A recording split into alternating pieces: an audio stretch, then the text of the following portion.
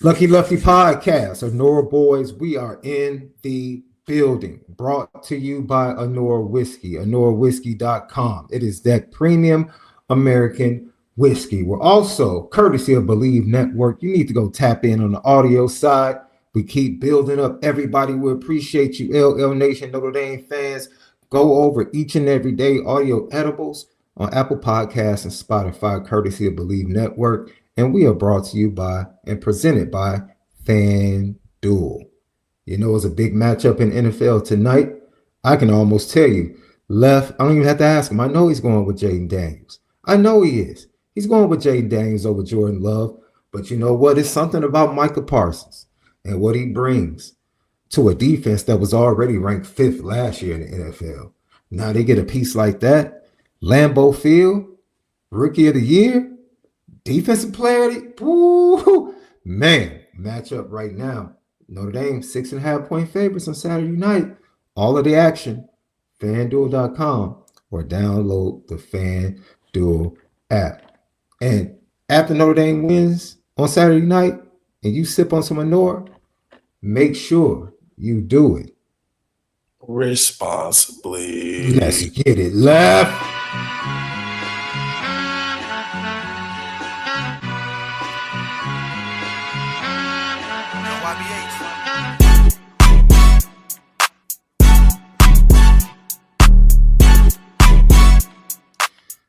Yo, Lucky Lefty Podcast, man. We are indeed in the building. So that bye week just has me anxious. I can't wait to get to Saturday night. Can't wait to get the kickoff. Notre Dame, Texas A&M. We're going to hear from the Aggies on today's show. We're going to hear from Mario Craver, Will Lee, and also head coach Mike Elko talking about the matchup. Subscribe on YouTube. Hit that thumbs up. Share. Let everybody know about Lucky Lefty Podcast. And then, you know, leave your comments and questions. We respond to all. TikTok, Twitter, X, Instagram, at Lucky Lefty Pod. And while you're at it, go over to patreon.com. Patreon.com/Lucky Lefty Network. Yeah, 4 shows already for you, right? You have Behind Enemy Lines, which drops every Friday before the game, where we talk to people connected to the opposing team. And we play audio and video from opposing players and coaches, in-depth coverage to get the other side of the matchup with the Fighting Irish. That's exclusive over on patreon.com/Lucky Lefty Network. And then you have the Players Only Lounge. First episode will be in an immediate aftermath of the Texas A&M Notre Dame matchup. Oscar McBride, Malik Zaire, Reggie Brooks, Jerron Jones, CJ Procyse, Cam McDaniels. It's just going to be a great time all season long for former Notre Dame players. But you got to go sign up over at patreon.com/Lucky Lefty Network. And then you have Prep Star Recruiting, Notre Dame Recruiting. Yours truly just dropped episode 1 to preview the biggest recruiting weekend all season long. There are really only 2. This weekend against Texas A&M, and the next one is October against USC. Great preview, 26 commits, all but 2 Notre Dame commits in the 26 class will be on campus for this one. The only 3 will be absent. Kari Adams of Townsend, Maryland. And then you have Grayson McHugh and Joey O'Brien. They all have games Saturday afternoon. That's why they won't be present. But the rest of the 26 class will be there along with 40. That's what I said. 27 targets, bro. Class of 2027 targets is, man. And they keep adding names. I will say one update, 27 defensive end from Florida, Santana Harvey, will not be making it. He had to change some things for scheduling. He looks to get back to Notre Dame on October the 18th when they face off against the USC Trojans. So that's just catching everybody up on the happenings. And then we're going to, of course, get predictions. If you have your score prediction, go ahead, put it in the chat. You have a GTB question, put it in the chat, super chat, put it in there. We'll get to it immediately. And we are the home of the misguided passion. and we are forever committed to making sure that we spin it different. How you feeling, Left, man? I've been thinking about corn dogs all day, bro, since last night. Little Left. If you missed last night's show, go watch it. Little Left made an appearance. I got off the show and told my wife, I have never thought about a corn dog in a decade. And you know, when you get, if you happen to get one, you'll be like, I'm not mad I chose to eat it. I wouldn't choose it on the top of my head because I'm an adult. But if I happen to run across one, the setting was right, that corn dog is gonna get it done every time. I was even becoming more of a fan once they started to want to eat them. Because, you're thinking like, I got to think of snacks. I got to think they got to get their protein in. I don't eat half the stuff, So I said the worst could be corn dog. I'm like, the worst thing. It took off. Man, let me tell you something. The craziest thing in the world is when you think about the stuff, name the one food that you ate. I was at my mom's house a couple of weeks ago and she started telling me all of these things. Because my mom is like the type of person, and I promise we're going to get to Notre Dame football. She's the type of person where she forces you to eat or try what she's eating, and her palate is so eclectic, bro. She would try anything. Doesn't matter the cuisine, doesn't matter where it came from. She will try anything, bro. Anything. And so she starts talking about all of the things she used to make us eat. She was like, what do you mean you don't eat such and such? Used to eat it when I cooked it, and I was like, I was 5. Like, I didn't have a choice. You used to eat liver. I was 5. You used to eat chitlins.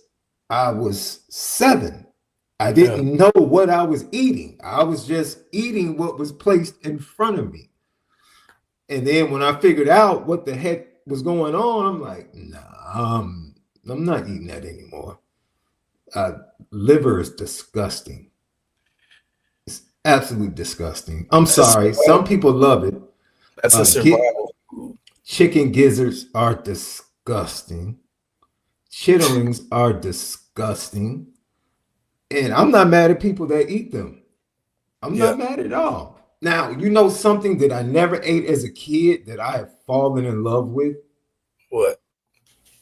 Peas and okra. Black eyed peas, love them. Lima beans, love. Like, for some reason, I never ate beans as a kid, bro. Black beans, I love black beans. All of a sudden, I just started loving beans like the older I got. So I don't know what it was. Something just clicked in. When I was a kid, I couldn't stand them. Absolutely couldn't stand them, bro. Couldn't stand them. Maybe there's something to that, man. I think that the taste buds mature over time. I know I used to never like cheese when I was younger. And then one day cheeseburgers became a thing and it took off from there. And cheese in my eggs and all of that. And I used to eat beets out the can. Just eat them straight out the can? The little ocean spray. Yeah, my dad used to do that with anchovies, bro. Oh, see, we talk about a vegetable and like he had to order his own pizza all the time because he like anchovies on his pizza. But I used to see him I used to see him eat it after like the jar, eat it out of the jar, and he loved sardines too. Vienna sausages used to be like that. Man, he would do the Vienna sausage with crackers. He would do the sardines with crackers. He put hot sauce on the sardines. Oh man, my grandfather was the first person that told, man, Northern Navy beans. That's a good one, Black Rhino. That's down south with some good cornbread. Yes, sir, in a bowl. That's good eating. That's good eating, Black Rhino. I'm with you. But my grandfather was the first person I saw. I walked up on him sitting on his porch, and he was sitting out in front of his home with a raw sweet potato and just a regular pocket knife. And he is like cutting it and eating it raw. And I'm That's like, tough. That's tough living right there. I'm like, are you eating a sweet potato raw? And he was like, here, taste how sweet it is. No, he's like, taste how sweet it is. And I bit into it, and I was like, he was like, yeah, son, we boil most of the nutrients and sweetness out of it. That's why we have to add all the sugar to make the sweet potatoes and the candied yams. And I was like, I would have never known that it's naturally sweet. But I mean, it's a sweet potato. Duh. So would you treat it like an apple? He treated it like an apple. It never hit for me. It doesn't register. It never hit for me. And see, look, I'm with you, Mac. Okra and corn. I'm with you. Fried okra. I see, Gino. This has been a big argument on social media. People are like, people actually eat catfish and spaghetti? Like, yes. Why is that so far-fetched? Why are people like puzzled by that? We understand that in a lot of cultures, spaghetti is literally a meal. We understand that. In our culture, left is viewed as a side. It's not viewed as a supplement meal. A supplement. It's viewed as a side. It's absolutely viewed as a side. And it goes with everything. Barbecue, catfish, chicken. Doesn't matter what the protein is, fish. It doesn't matter. We treat spaghetti like pasta salad. Oh, absolutely. Think of spaghetti as pasta salad, except it's warm. That's a good call. That's a darn good call. Pasta salad with everything. It's just cold, so you can eat it right away. Spaghetti is no different. Are you a mix everything up spaghetti guy? See, we're gonna, man, this is about to be a perfect segue into the Notre Dame offense for this matchup. Are you a spaghetti and meatball on top, or everything mixed into your spaghetti, the sauce and the meat? If I take my time with the sauce, like I do my chicken broth, put the little sugar in there to balance the acidity. I put a little thyme in there, a little Italian seasoning, and put a little basil and let it sit for 45. And then you add the pasta water in there to get the starch going. And you put the tomato paste, and, then you got your 3 meats. You got your Italian sausage, and you got your ground beef. You want to do the 75%, and then you got to go with your andouille sausage. So if I'm making the sauce like that, where it takes prep, I like to put it on top. Because I like spaghetti the next day better, then I mix it whoop-de-whoop. But I want you to be able to taste that sauce first. And my guy, Noob Life, says that's a Chicago thing. Yes and no. It's really a northern thing. It really is a north versus south thing. G Depp, bad boy artist, in his song Special Delivery, literally said, I was all ready for a fish and spaghetti. Like, literally, it's in New York, Boston, Connecticut. My family in Connecticut does it. Like, dude, it's just a northern thing. That's really what people in the chat says. The South doesn't do that. Yeah, I agree. Yeah. The South doesn't do that. But what's the spaghetti gonna be for the Notre Dame offense this week? Are we gonna see everything mixed in, some balance here, a little bit of Jaden Greathouse here, a little bit of the running backs here, running backs out the backfield, or is it gonna be, just pretty much the sauce of the running game with a little added meatball on top with some big plays down the field? Like, which spaghetti is going to be representative of how the Notre Dame offense is going to look as you always give us, the clean sheet for the offense.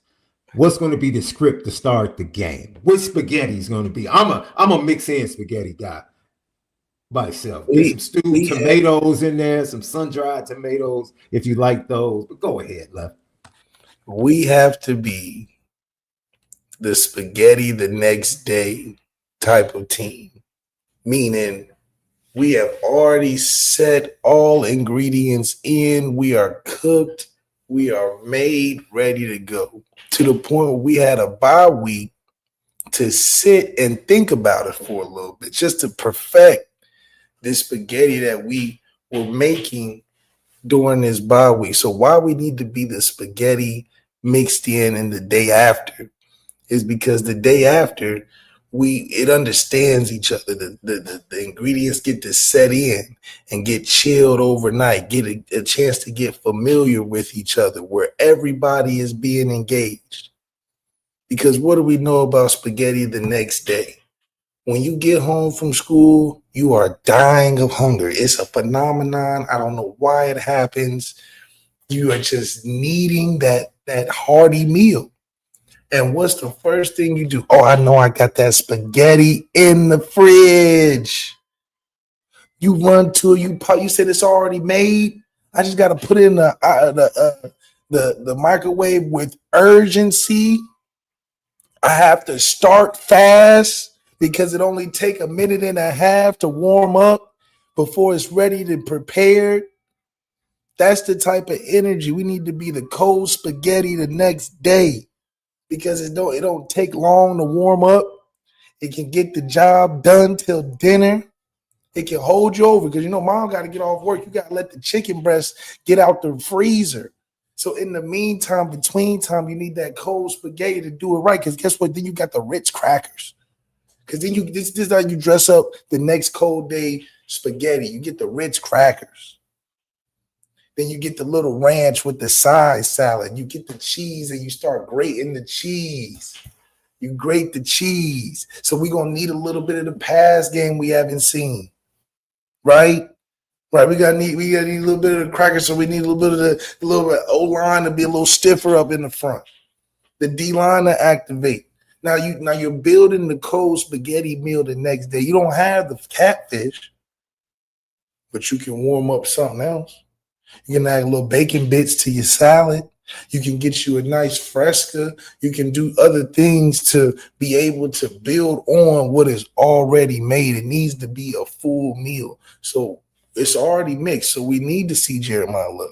We can't be the spaghetti the day before where we did it the CJ Carr way, where we just got the noodles ready and sprinkled a little bit of the run game and just placed CJ on top of the noodles.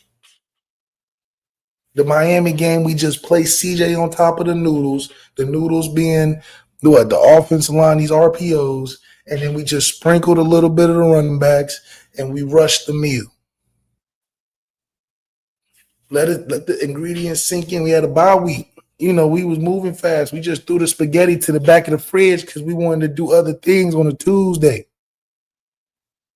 That's what the bye week was. We like we wasn't thinking much of the spaghetti. We didn't put that much time in, so we wanted to make something else. We over here making charcuterie boards. We over here doing all type of other meals, lasagna. We trying lasagna. No. That we got to go back to the bye week spaghetti, the next day spaghetti, because that's gonna get the job done.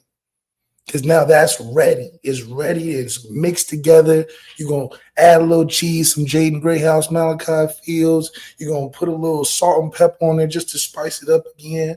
Because remember, it's the microwave. It don't take long. So what it means is we can't take all day to make the meal in this game. We at home. We can't take all day. We a minute 30, we up 21-0. A minute 30, we ready to eat. We ain't waiting all day. We don't have to chop up the onions. We don't got to go through that sauce process. It's ready to go. And it's going to pass us all the way through. And the other thing about it is that we've eaten it already. So which means we don't have to change up nothing. It just took time for it to settle, and it tastes different because it got to settle in. When it's hot and ready, it's a different texture because it ain't mixing it. It's good, it's potential, but you rushed it. We don't need that same hot spaghetti, hot and ready. We don't need that. We need the spaghetti with the growth. Okay, the sauce is set in with the Italian meat and the spices. It's finally coming through, right?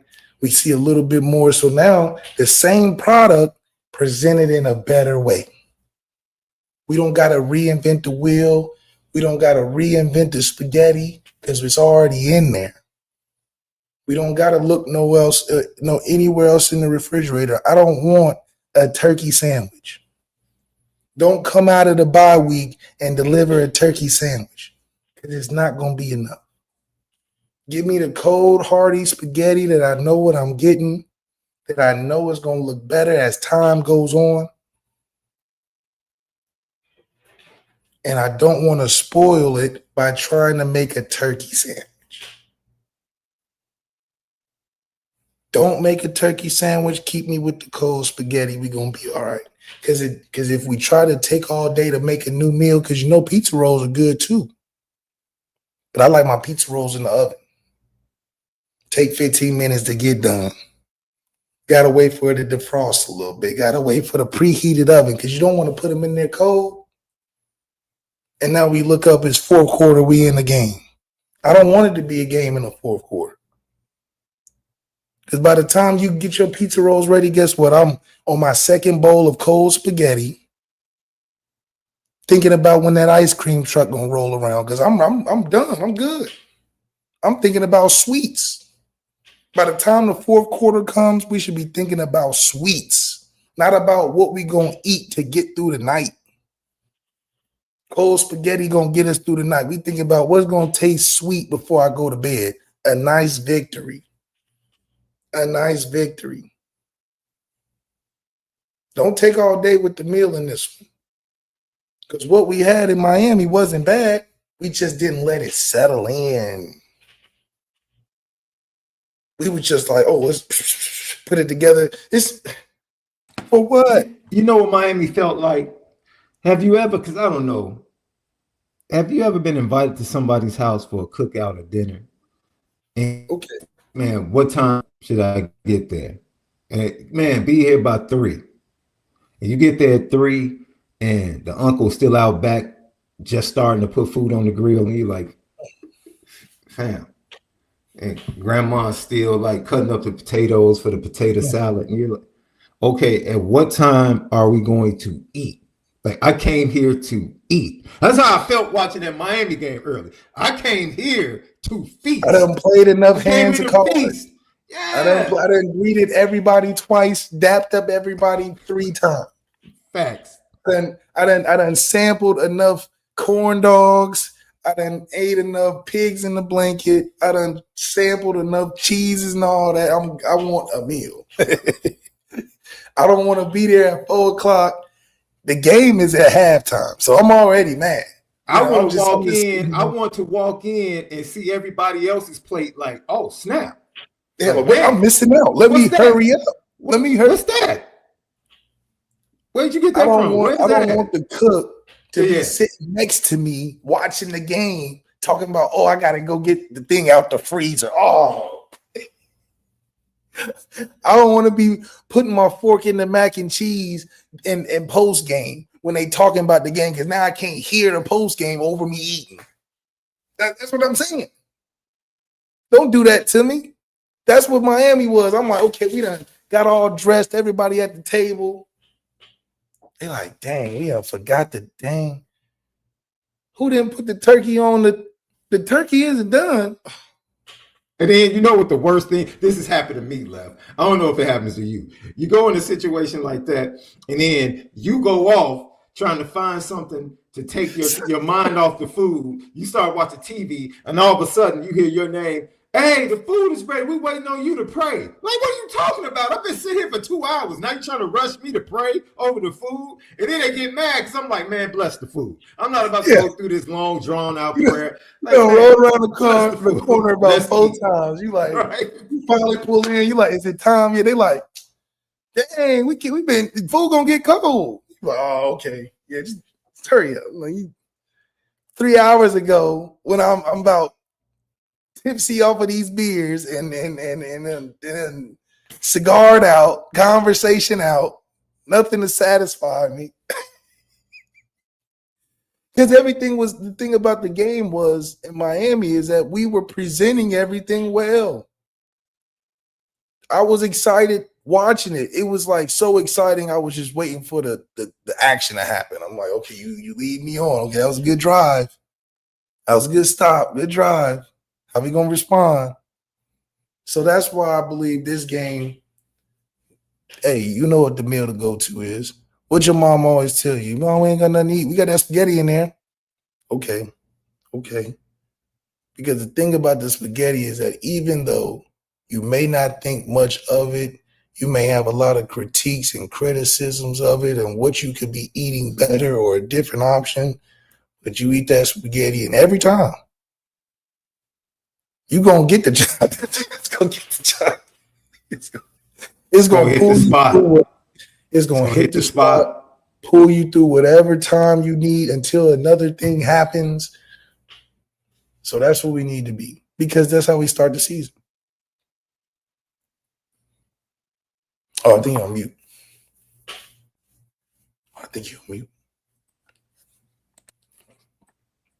Can you hear me now? Yeah, I got you now. Okay. I thought I was bugging. 4-24, they hit the spot every time. You cannot lose. You can't go broke making a profit. And making a profit is 4-24. You can't go broke making a profit. 16 carries ain't it. That ain't it. No. I mean, your quota, if that's the quota, we're doing ourselves a disservice. Oh, absolutely. Absolutely.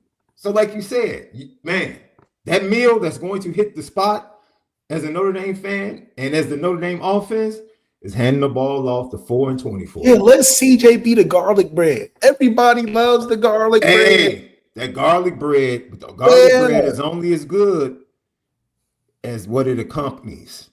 Exactly. You know what I mean? Don't let the running game be the garlic bread.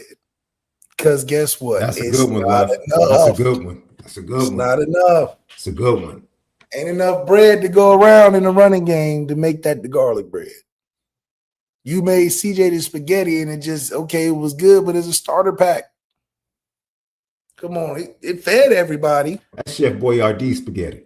Yeah, it was out the can. Yeah. Let that running game be the homemade spaghetti. Yeah.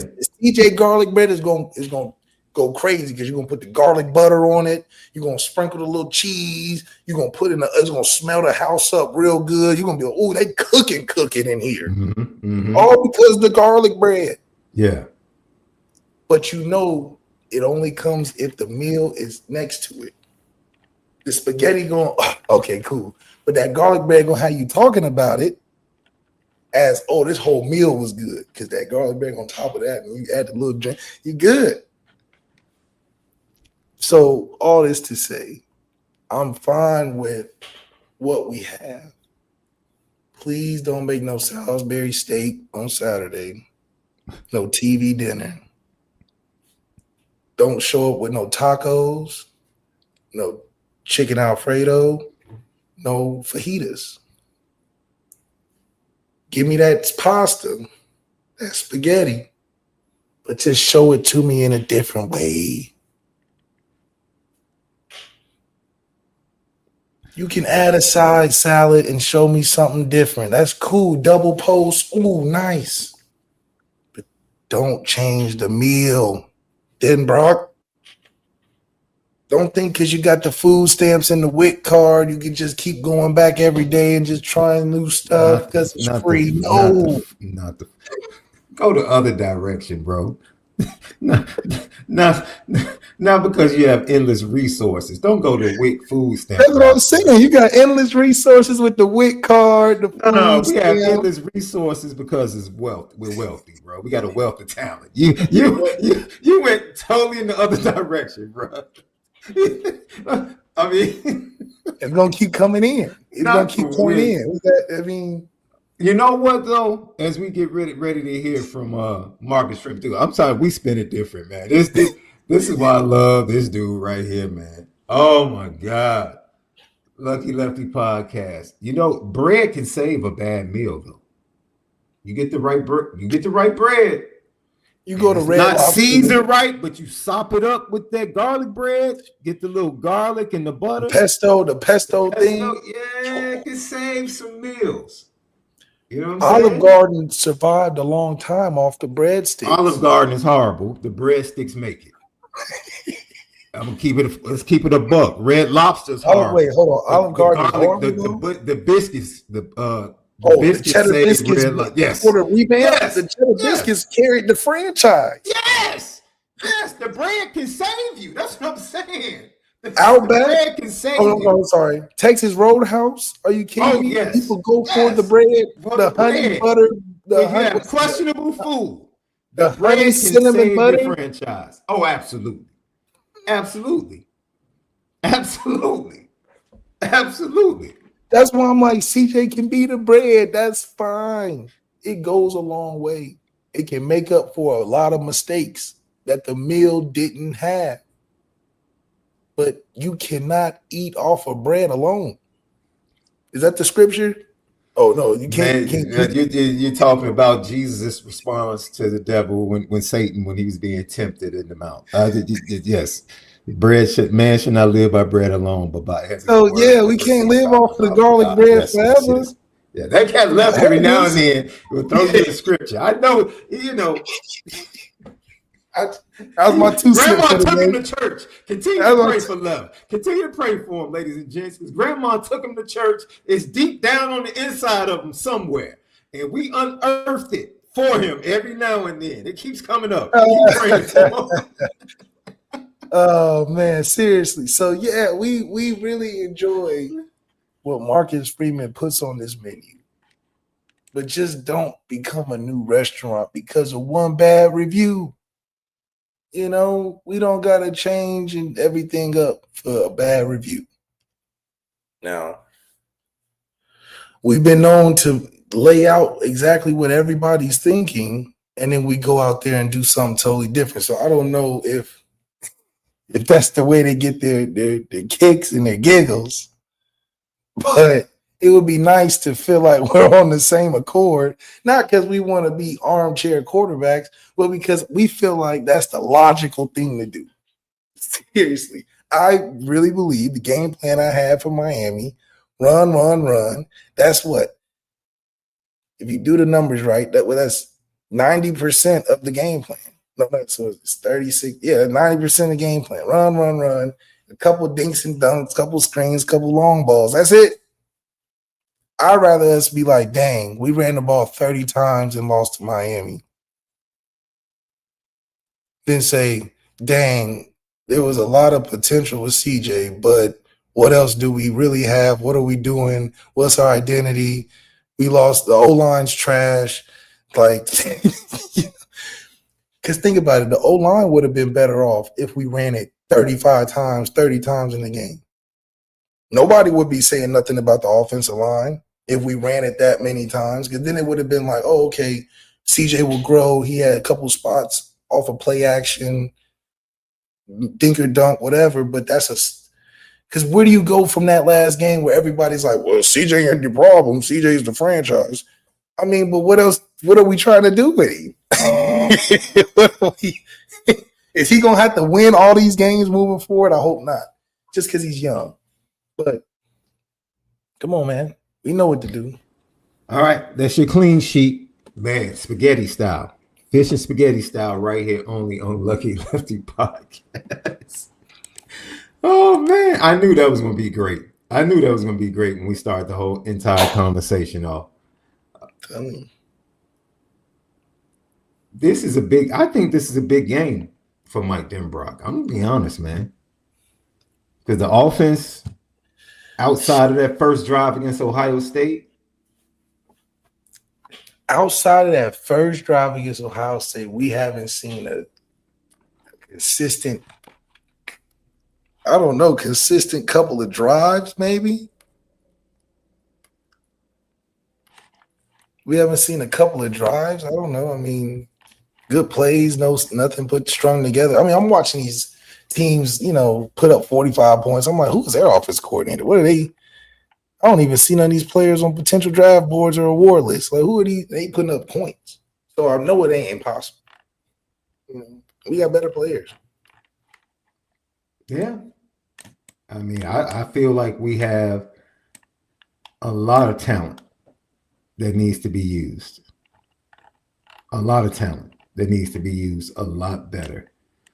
Maybe, did you ever think maybe it's too much talent? Maybe. I don't know. Marcus Freeman was asked about last year's game and comparing it to this year's matchup, and this is what the head coach of the Fighting Irish had to say when he spoke to the media.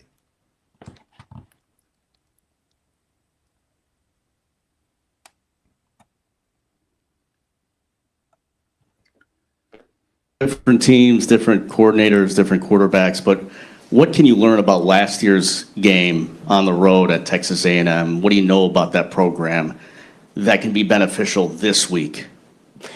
Yeah, I still think each coordinator, each team, the cohesiveness of Elko and Colin Klein and what they do, it won't change dramatically. But as I think I said earlier, you tailor what you ask your guys to do based off your personnel. And they're asking their quarterback to do a little bit different than what they asked the starter to do that we played them last year. There's still some schemes that are the same, right? There's some concepts that are the same, but again, their quarterback's different. Some of their wideouts are different. They're fast guys. You know, last year they had probably a little bit taller, longer, bigger body guys. And so there's some similarities. There's some core principles that we know that we'll see, but also there's some adjustments that we're going to have to be able to make.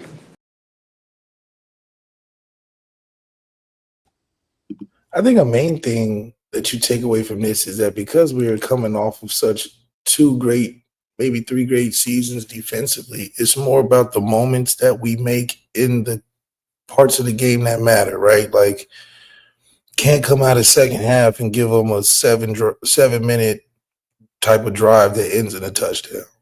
So it's about making plays in those moments like we did last year, because a lot of those guys were in those same defensive teams last year and the year before, maybe younger, but they know what it looks like. So a lot for game 1 to theorize about them not being on fire because it's the first game, just like anybody. However, I do think that leadership matters, that urgency matters, but that's something that they can choose to do differently. I don't think it's anything where we're lacking, where it's like, dang, we thought we had a player here, he's not as good as we thought, whatever. Like I said, everything is set just right. The defense just got to activate. You know, I wouldn't, be worried too much about what Texas A&M can do. I think we can rely more on toe for toe, athlete for athlete. We should be fine in the one-on-ones. We just have to win the one-on-one. We're not being outmatched by Texas A&M's offense. They're just going to be in a percentage game. Instead of it being 70-30 us, it'll be more like 60-40, maybe 50-50 in a lot of these one-on-ones. But we're not overpowered where we're like Ohio State receiver core, where we're like, shoot, well, we're trying to limit the more one-on-ones as possible, right? So I think that's why this game is important, because this is not just a team we can run all over initially and, we're going to have to put the work in, but we can win it. So that's the encouraging part. I do think, though, that Marcus Freeman has to find those passionate leaders like himself, because he can't make no tackles and score no touchdowns. So that's just what hurts the team, in my opinion, is that he's still the prominent voice. Not that he shouldn't be because he's the head coach, but I think they live and die on his word more so than somebody on the actual team that can affect the game in that way, right? Like, it'd be different if it was Marcus Freeman and he had a Manti Te'o. I mean, that's a hell of a combo, right? Like, who is Marcus Freeman's featured player? When you think of you got Marcus Freeman as the head coach. What's the closest player that represents the face of the team in terms of Marcus Freeman? I can't think of one. The closest thing I can think of would be Drake Bowman. Other than that, I mean, last year it was Riley. it is kind of interesting to see Jeremiah Love not be a captain with him clearly being the best player on the team. And I get that happens sometimes, but I mean, who are we thinking about when we think of Marcus Freeman? So I think that matters, you know. And Dabo's legacy, when you thought of Dabo, you said Trevor Lawrence, you said Deshaun, you said is a featured guy. Hell, last year you could have said X, could have said, you know, Kaiser, you could have said a bunch of guys. This year, who can you really say?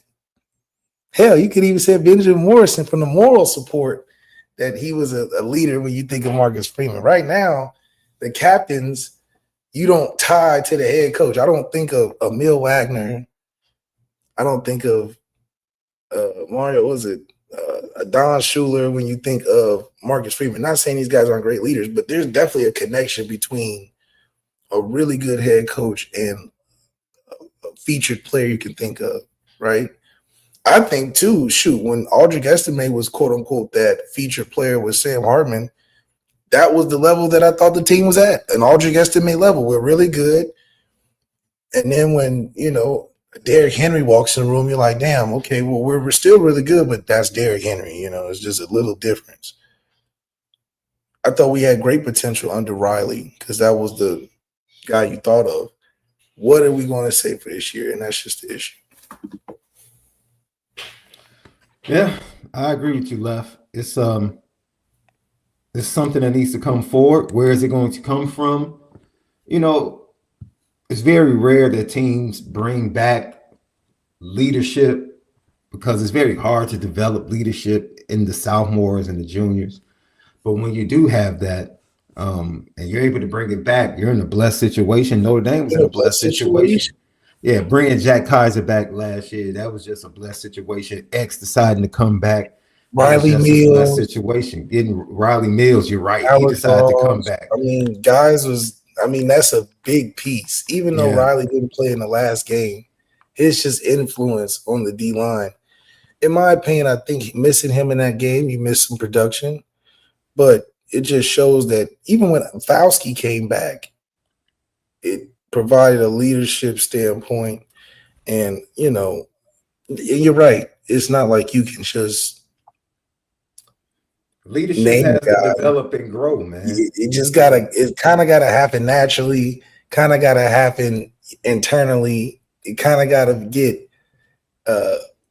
pushed by the coaches a little bit. It's a lot of things that gotta happen for you to be like, this is our Manti Te'o, this is our whatever. But bro, it's very little in life that you literally are prepared for. Right. And what I mean by that is, I want to make sure I give context to this. Like, you as parents, you know, man and woman prepare to have a child. You have 10 months or close to a year to prepare. And then the child shows up and you realize, like, man, we don't know what the heck we're doing. You know what I'm saying? For the most part, like, you watched your parents as closely as you could, but your journey as parents is different, man. That's your journey, right? And I'm telling you, the scariest part is when you're in the hospital and they just hand you the baby and say, you got it. Like, you got it. That's crazy. Then, like, think about marriage. Think about marriage. You know, you grow up, dude, I had parents that, been married for years, and then I get married, and it's like, yo, what is this? Like, because me and my wife, man, we dated, we barely argued, bro. Barely argued. Then all of a sudden we got married, and it was like, yo, what the heck is going on? Like, life, you have to be in it. It's one thing to say, oh, man, yeah, he acts like a captain. He walks like a captain. Until that guy actually lives it. Yes, until he actually lives it, or that young lady actually lives it, man, and they have to grow into it. They have to grow into some of that, think of well-fed babies. You know, all these guys don't have, and that's the other thing. Stories matter. I think stories are huge into sports, and I think it helps with team chemistry. And, you know, think about basic stories. Like Baker Mayfield as an athlete isn't an elite top tier, run a 4.2, whatever. But the storyline he had in college just made Oklahoma so much more scarier, better. Like, Yeah. I mean, they planted the flag in Ohio State. They didn't do nothing. I mean, it was just crazy because of the story. Now, he was good, right? I mean, he was good, but I think that helps drive a team over the hump. You know, how do we stand out other than our head coach? Does our head coach suck up so much stardom that it damages the team? Where if he ain't Marcus Freeman at Texas A&M at the start of last year, every game, can we pull through in times of adversity? Because that's a question that we have to ask ourselves too. In all of the losses and the terrible losses that we've had, there was no rallying point if Marcus Freeman wasn't on fire, doing his thing, engaged, doing the trick'em dick'em like he did at Georgia. It doesn't exist. Oklahoma State, our biggest thing was Marcus Freeman's demeanor. And even though we was in the game, there was points where it was like, where's our superstar player going to show up? But what did even the cameras do? They put the cameras on Marcus Freeman. I'm like, hold on, Marcus Freeman ain't scoring no touchdowns, man. Get the camera off him. Like, what are we doing? When we lost to Stanford in a very winnable game, there was just too many moments where I felt like the team was looking at Marcus Freeman to be like, can you save us? Give us a speech? Can you rile us up? And, so I do believe, even though it may be a small story, I may be exaggerating for effect. I do believe, though, there has to be a Manti Te'o type of guy to get you over the hump. Think about that season we had. We were winning games in overtime on the 1 yard line by 1 point in the rain, and it was ridiculous. And it was just like, for whatever reason, Manti was just the center of it. It was just, he couldn't do no wrong. We couldn't lose because we had this dude on our team. It was like that. That made that allure getting to the Alabama. I mean, even I think looking back on his interview talking about it, I knew he wasn't going to win because listen to how he talks about the game. He told you that he wasn't ready. And what did we look like on the field? Not ready. Mm-hmm. So that's why I'm saying it's important to have that figure, in some ways. I feel you.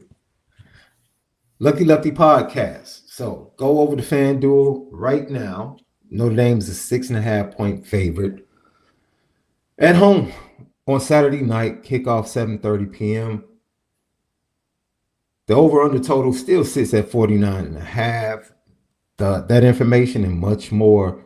NFL weekend coming up, week 2, a lot of big games. Can the Bears recover as they go up to Detroit to face the Lions as an underdog?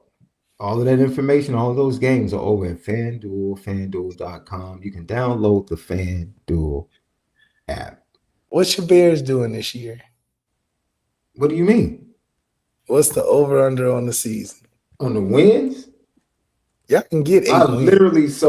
I'll let you inside one of my text threads with my friends, my buddies. One of my buddies hates Caleb Williams. Just hates him. And the other buddy is like just a diehard Bears fan. He's just really praying and hoping. And it's funny that Leonard Marshall put that there. He said the Bears aren't going to win. Caleb Williams is trash, and the Bears won't win more than 3 games. He said this in the middle of the summer. So, of course, I'm like egging him on, bro. I'm making it worse because I like to see both of them go at it. So my boy is like, bet, $100. He was like, bet. He was like, matter of fact, I'm going to give you 5 games. And he was like, oh, you're going to give me 2 more games? He was like, yep. If the Bears don't win more than 5 games, I'll give you $100. I'm like, oh, okay. Wait, all they got to win over is 5 games? All they have to do is win 6 games, and my boy has to pay $100. This is the problem, Left. I look at the schedule, and I don't know if I see 6. I'm just being honest. Out of 17 games, SD. Oh, was it 18 now? 17, 18 Well, games. ask me next Monday. Because if they don't beat Detroit, I don't see them winning one game against the division. Not one. Oh, timeout. If they go against the Vikings again, they'll beat they won't. No. Wait a minute. First of all, Jordan Addison will be back. They didn't have Jordan Addison. They didn't have their starting Darisaw, the starting left tackle. No, sir. No, sir. How likely is it that JJ McCarthy repeats a performance like that? How likely is it? No. JJ McCarthy scored 21 unanswered. They're not beating the Packers. They're not beating the Packers. It's a division. They beat like them I last said, year. their best chance is to beat Detroit. They better beat Detroit in one of these two games. Say it again. They beat the Packers last year. They did beat the Packers in Lambeau last year. It's a brand new year, though. It's not happening this year. It's not happening. You tell me. Ask me Monday and bring me the 6 games you think they're going to win. Golly, 17 games to say they dang near it'll be close. How bad do you think they are? I mean, come on. I know Big Johnson's not a bad coach. I know one thing. His last year, that cat Justin Fields won 8. That's all I know. With less talent. I know Caleb better win minimum 8. I know that. Lucky Lefty Podcast. So subscribe on YouTube. Hit the thumbs up. Leave your comments, questions. We respond to all. TikTok, Twitter, X, Instagram at Lucky Lefty Pod. Go over to patreon.com/Lucky Lefty Network. 4 for 40 with Reggie Brooks. The first 2 episodes. You got the Players Only podcast coming after the Texas A&M game. You have the recruiting update with me on a weekly basis. Behind Enemy Lines drops on Fridays. All of that great content is over there, and it's really not that much. It's just $5 a month. Lock in, you get it. And we're adding more. We're adding the Chicago sports end to it coming soon, especially with basketball and football and everything we got going on. So lock in with us. I've been trying to talk to my boy Howard Griffith about doing a Big Ten weekly on our Patreon. What did he say about the Miami game? I mean, dude, you don't want to know. We'll talk about that offline. Lucky Lefty Podcast. We spit it different. All right, let's hear from the combatants, the ops that hail from the great state of Texas, where they think everything is bigger. I mean, that's the way they feel. And they come into this game with a little bit of a chip on their shoulder. And safety Will Lee, who is absolutely one of my favorite players on their defense. I love Will Lee and the way he plays. Safety Will Lee talked about the get back in this team, in this one-on-one they had from Texas A&M's website. A few people already this week, that phrase, this is why you come to A&M. Does it apply this week with a game like this? Yeah, especially this week. It applies every week, but especially this one. This is a big one. It means a lot to the guys, that was here last year. So we got some unfinished business with those guys, and we're going to come out and play a great 4 quarters worth of football and give them all we got. I think of the first 2 games, what's it look like to you from the vantage point of the secondary? You guys have watched film on UTSA and Utah State now. How does it feel? What does it look like? What's kind of the state of the secondary as now you make this trip to South Bend? We just got to focus on what we got to do at the end of the day. Everybody's going to have a different scheme. Everybody's going to come out there with a different plan. But I feel like if us as a secondary handle what we're supposed to do, we're going to be just fine. Everybody communicate, be on the same page, and play 100% speed. We're going to be just fine.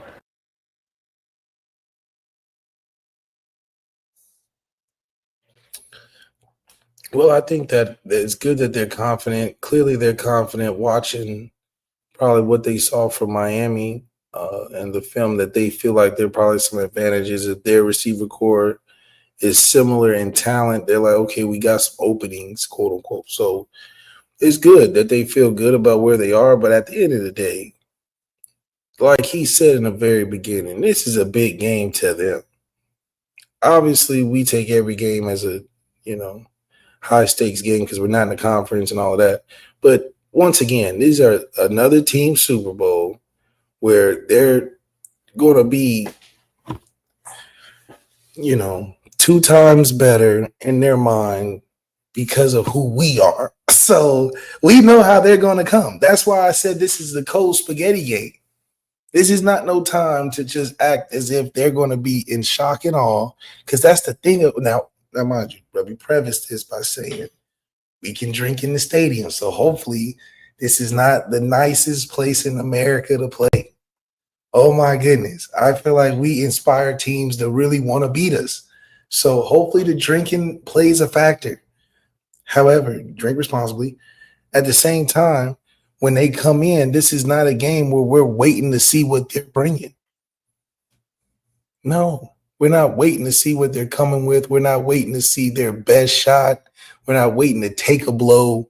This is put that thing in for 1:30, pop that thing out, it's ready to go. Second quarter shouldn't be, oh my goodness, I had to watch Peppa Pig with the kids. I flipped to catch a couple of halftime shows from the game earlier because it's no point of watching the first half because I fell asleep. Because if that's the case, fourth quarter is going to be crazy. I don't want CJ in a fourth quarter, first game at home, got to drive down 80 yards to go win the game. I just think that's an unfair position for him to be in. And the faster and better we can get on them, the better I think the outcome can be.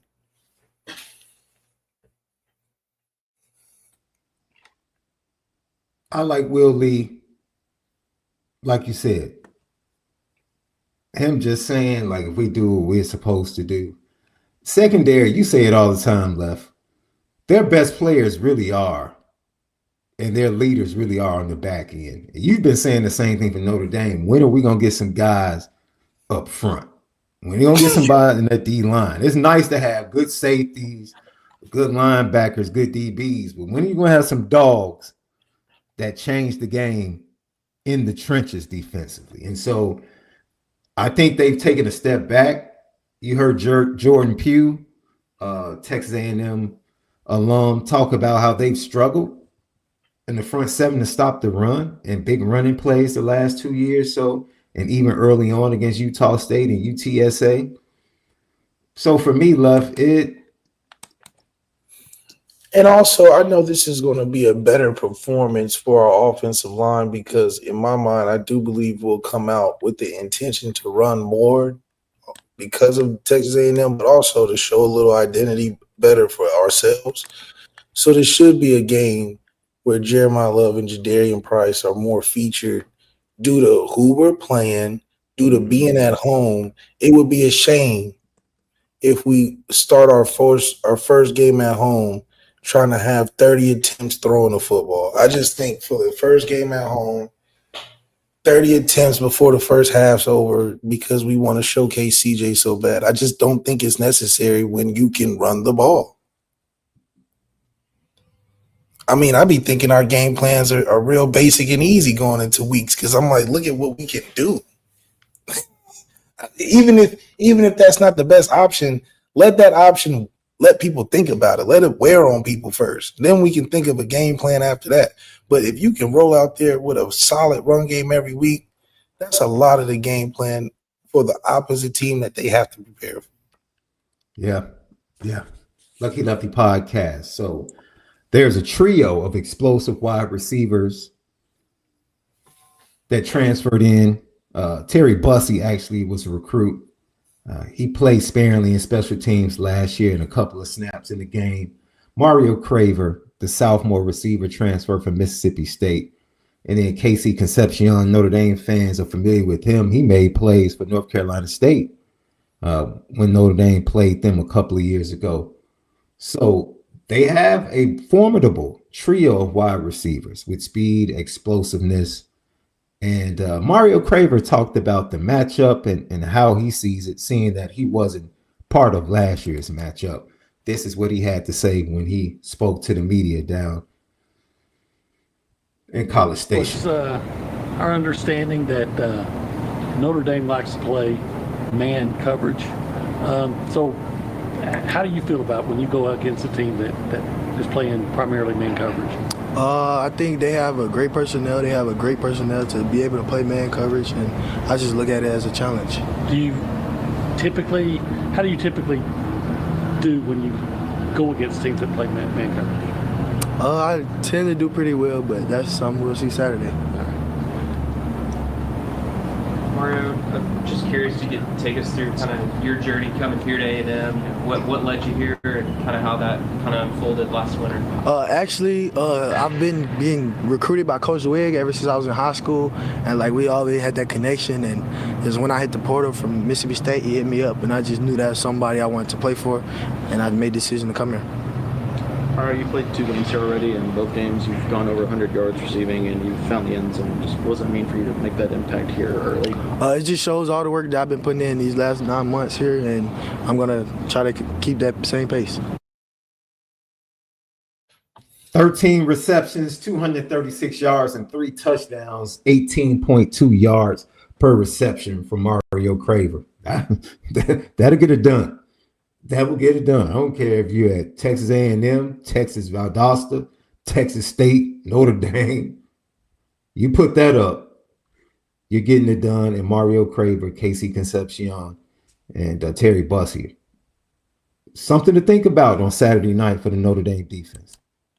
Yeah, and I think a lot of that too goes back to what I was saying. These are matchups that are not necessarily overwhelming, but they're going to be good competition, more 50-50s, 60-40s, that we have to be able to step up to the challenge and take it from somebody. This is not a walking you over or wearing you down situation. These are guys that are good at their positions and what they want to do. And this is not something that is too much for us to handle. At the same time, we can't sleep on this either. So it's going to be important to see us play with an urgency, because a guy putting up numbers like that isn't looking to stop on a bigger stage in these bigger moments. So luckily we have guys equipped, in my opinion, to handle this. But it'll be a great show to watch, and it'll just be a stronger testament to why I think we still are good on defense, and we can keep us in the game. You know, I don't believe they have the potential for the Texas A&M offense to take us out of the game where we're just chasing points all day. But they're going to put points on the board. But our defense is going to hold us close, and we need to win it offensively. You might scare some people, bro, saying that. I mean, Notre Dame fans aren't used to Notre Dame winning games offensively in big-time matchups. Like big-time matchups, you're used to Notre Dame being in that 24 to 27 range and the defense doing what they do. You know, over the summer, you said you feel like this is going to be the season where the offense is going to have to step up and just flat out win some big games. If we want to get back to the championship, that's what it's going to take, because defensively we have done that to get to a championship and failed because we didn't have that offensive-led unit, you know. And I think that the defense, going through the changes that we've had, is going to take necessary reset. It's just impossible to think Al Golden, after all this time and money spent that he put into this, that we're just going to pick up at a top 5 pace first 2, 3, 4 games of the season. So offensively, this provides the great opportunity with all the things that we've been vamping up and excited about, and that we have already, for them to be in prime position to feel like the leaders or the bigger brother of the 2 units on this team, because Marcus Freeman needs that. You can't keep preaching the same thing, because it got us to where we need to go, but it wasn't enough. So yeah, you got a new quarterback everybody's hype about. You got the running back you're looking for. The O-line is going to be all right. You got the receivers you're excited about. The transfers you're excited about. The coaches you're excited about. Denbrock's excited.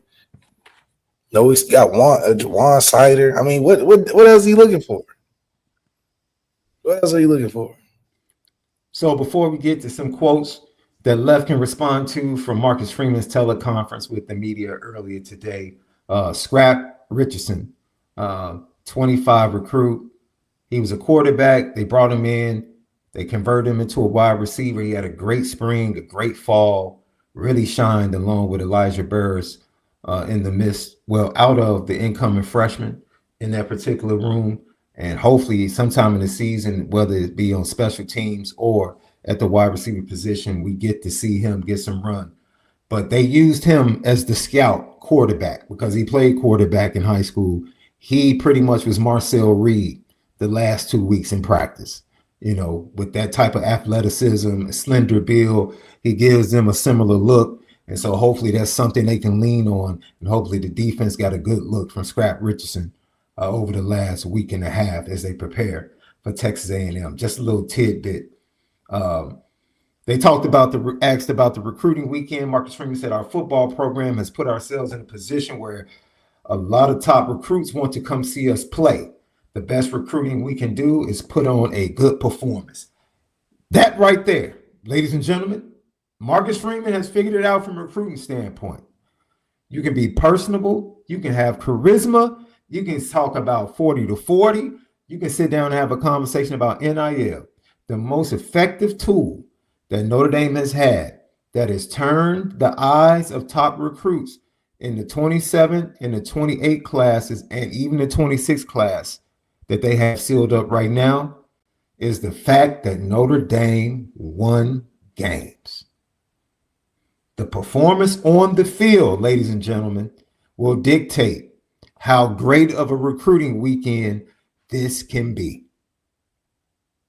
All your 26 class will be in attendance except for 3 guys, Grayson McHugh, Joey O'Brien, and Kari Adams, who all have games on Saturday afternoon. They just can't make it. 40 kids from the 27 class, 3 5-stars on campus in the 27 class, 28 quarterbacks, because you have your 26 quarterback and Noah Grubbs, you have your 27 quarterback and Teddy Gerard. Now you're looking into your 28 quarterbacks. It's a huge opportunity for Notre Dame to really make some hay. You have Devin Robertson and Braden Parks, 2 300-pounders, 4 stars, top 250 guys on campus, ready to see. Both of them are like, I want to see this defense dominate. If you can go out there and put on a performance, you could have 2 for the first time, 2 big-time elite 300-pounders on the interior that you don't have to beef up when you get on campus. This is a big opportunity this weekend, not just for the current team, because the current team needs this more than the recruits do.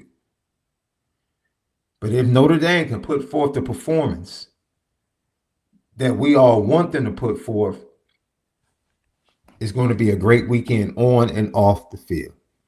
I can confirm that with conversations I've had with recruits. It's almost like they're waiting to see it. And if they see it, man, Notre Dame shoots to the top for a lot of these young men in the 27 class. The speed, we just heard from Mario Craver. Marcus Freeman said this about the coverage: we can't let catches turn into explosive plays and points on the board. It's that simple. It's that simple.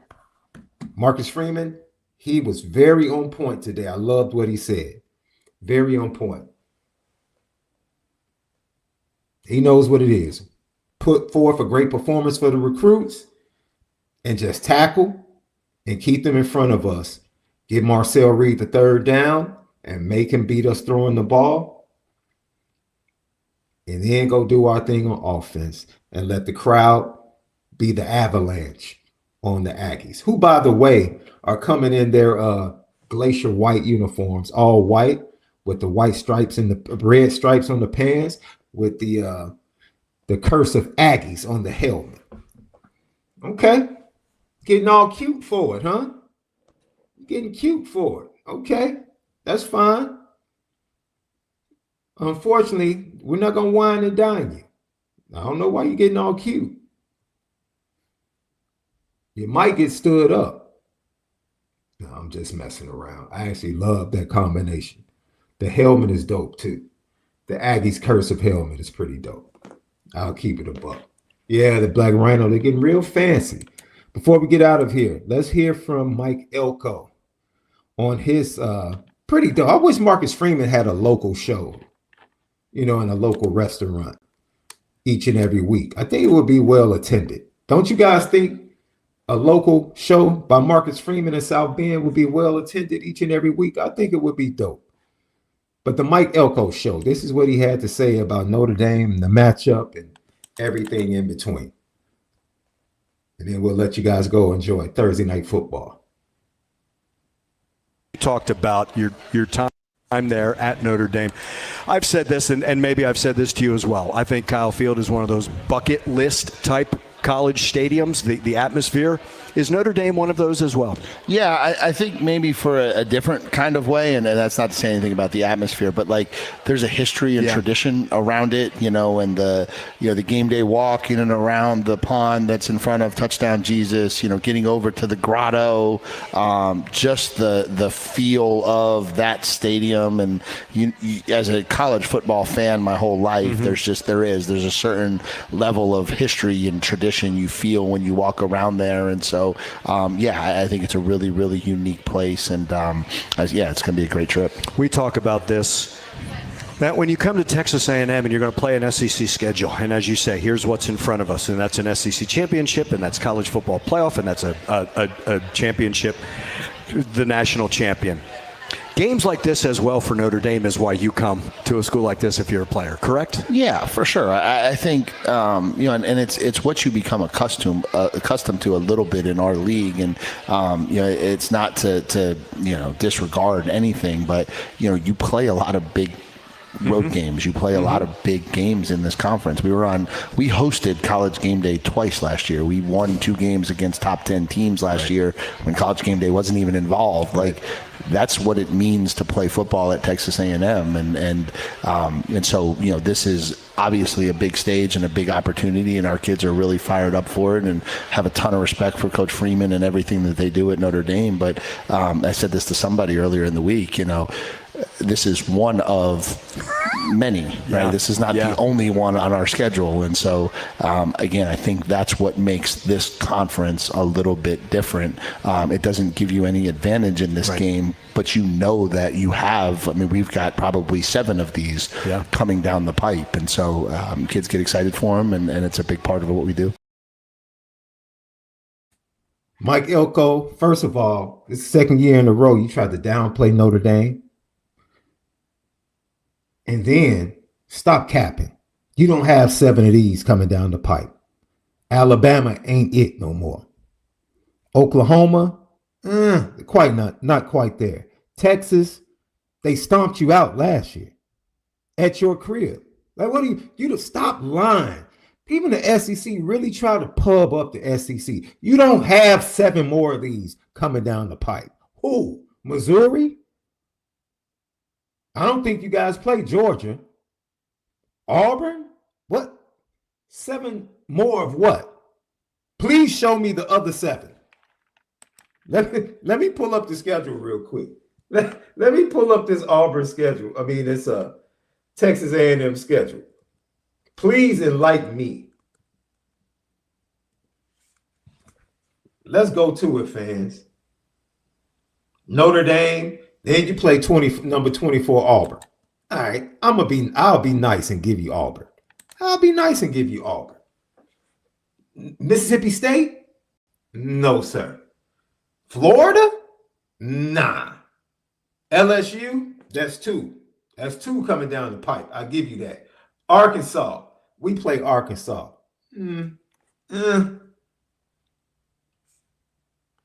Missouri? I'll give you Missouri. That's 3. I'll give you Missouri. South Carolina, that's 4. I'll give you them. Then you play Sanford and Texas. 5. You got 5. You have 5 more. That we got 7 more like this? No, you don't. Stop. And I was being generous with a couple of those. So you had 3 and a couple of pushes to equal up to the 5 that I gave you. So that's 7. That's cap. Lucky Lefty podcast. Let's get to some predictions. Max Dean, before we booted him out, 24-20 Texas A&M. We are not Marshall, 37-31 Notre Dame. Our defense won't be able to stop a nosebleed, but the offense balls out. Black Rhino 75 is going to be 35. ND 24 A&M. I still don't care for Ash play calling. I understand. We're not Marshall, 36-31. You changed it. You took a point off. Chris Ash is going to break our hearts all year. Left, before we get out of here, what's your final score?